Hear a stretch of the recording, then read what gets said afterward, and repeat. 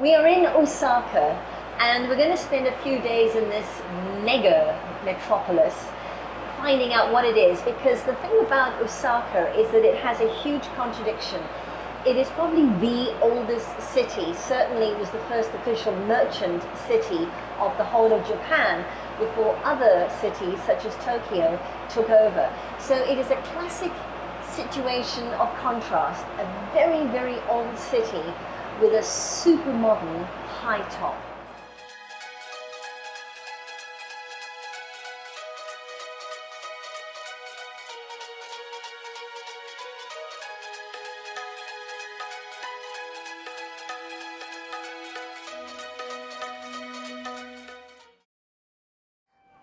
We're at Shin Fuji. We now know what the word Shin means. It means the new station, in our case in Fuji. We're leaving and we're on our way to Shin Osaka, as in the new station in Osaka. For the first time, we're going to catch the Shinkansen. And I have to tell you something, we came up the escalators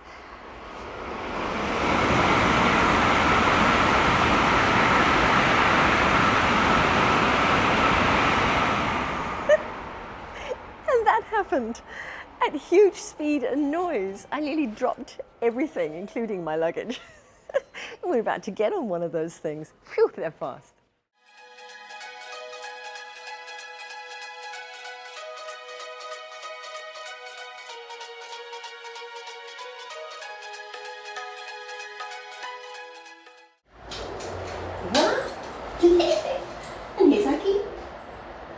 Chef, we have a kitchen, although that might be a strong word for this setup. Oh, a washing machine. That's a first. We have pottered over to a classic element that you'll see all over in Japan. It's the covered shopping arcade. In their language, they call it the Shotengai, and they're all over Japan. This one is a bit special. It's called Tenjinbashisuji, and it lays claim to being the longest walking covered arcade in the whole of Japan, 2.7 kilometers in total length.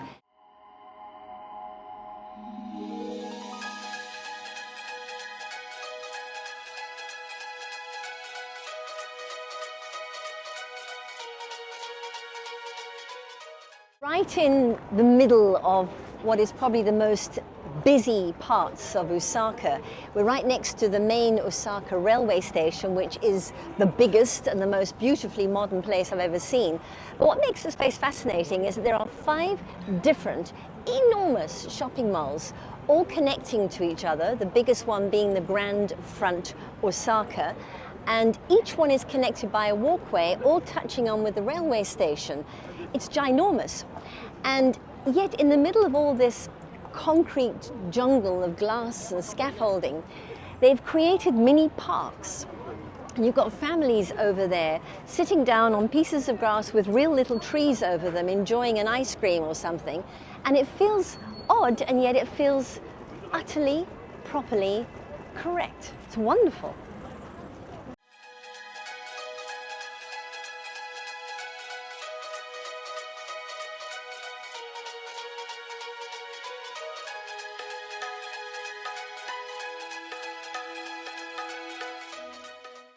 It's exquisite, isn't it? The attention to detail, the decor, the structure, the form. What it is the Osaka Castle. When the castle was first built in about the 1530s, the emperor at the time saw a chance to build something really big to show the unification of then modern Japan.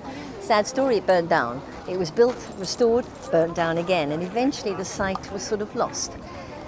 Japan's love of history is so great that they rebuilt faithfully the castle in 1931.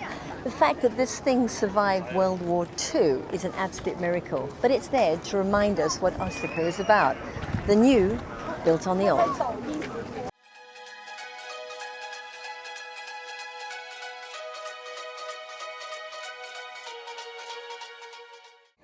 In pursuit of those spectacular views that we've been finding around Japan, and specifically at sunset, we are now at the top of the Umeda sky building, which is often called the floating garden observatory.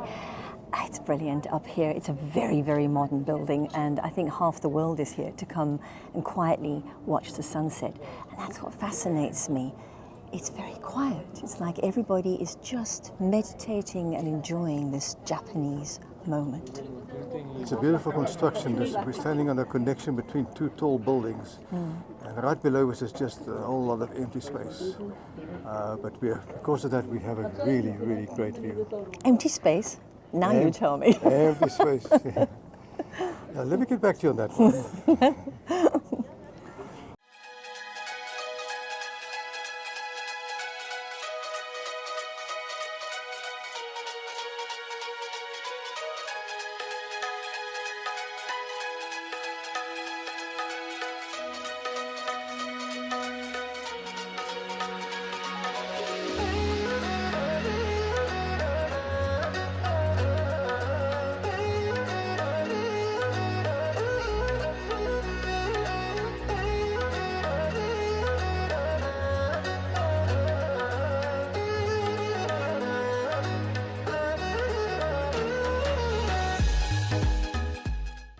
All right, there's one little bit for you.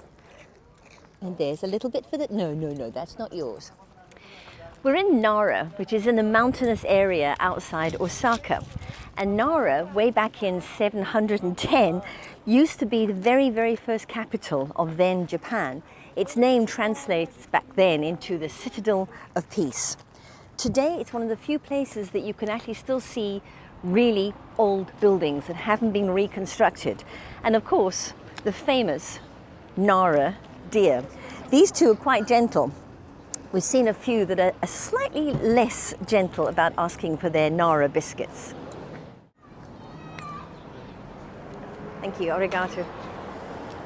So polite that I think you just, yes to you as well, yes to you as well, yes to you as well. It's nice to meet you. Kasuga Taisha is the most important shrine in the Nara area. And in fact, this temple was established the same year that Nara was established, 710 AD, as the then capital of Japan. And it's very important for its history and for its place and spiritual belief, but also for its lanterns and for its deer, because it's from this shrine that it was the deer that was selected to be the messenger of the gods.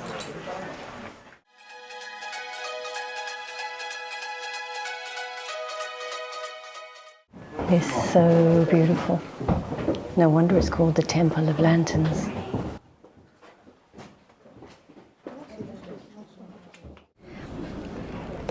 I can't believe how beautifully this is packed. And these two pieces of cake cost us 45 rand more or less each. Look how exquisitely it's packed. And little spoons. And then, I don't know what this is, but it's cold.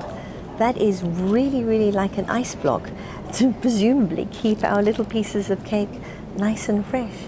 All this for 45 rand a slice in the most expensive mall in the area, I must tell you. Sometimes Japan is not as expensive as I thought it was going to be. We just walked from the Osaka Castle to the Osaka Museum of History. We expected quite an old, musty building. We certainly did not expect this.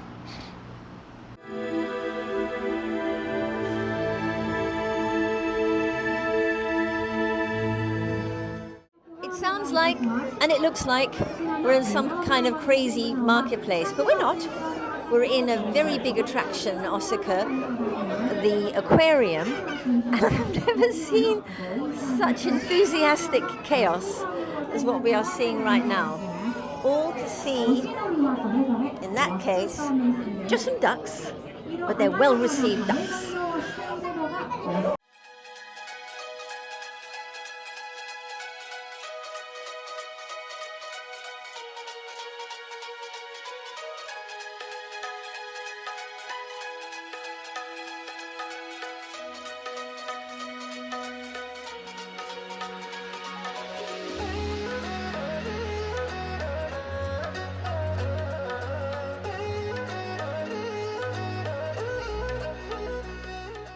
We're Dotonbori, the nightlife center of Osaka. It's teeming with life, people having great fun, drinking, shopping, eating, and we're looking forward to spending a great time here this evening. Like anything that we're finding in Osaka, it's got some history in that the name comes from a man who had the name Doton, and he actually spent a lot of money back in about the mid-17th century digging out this canal that's behind us. And the very first form of food that became so popular here wasn't even a food, it was tea. This was a place of tea houses.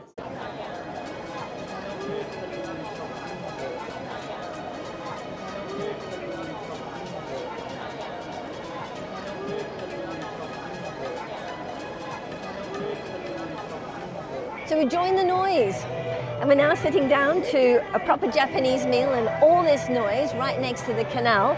And I've got something called okonomiyaki, which I hope, is some sort of pancake with shrimp. I'll let you know in a minute.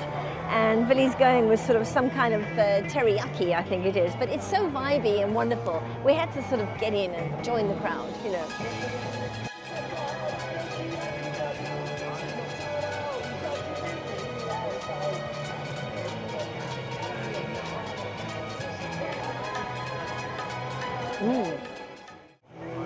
It's very unusual.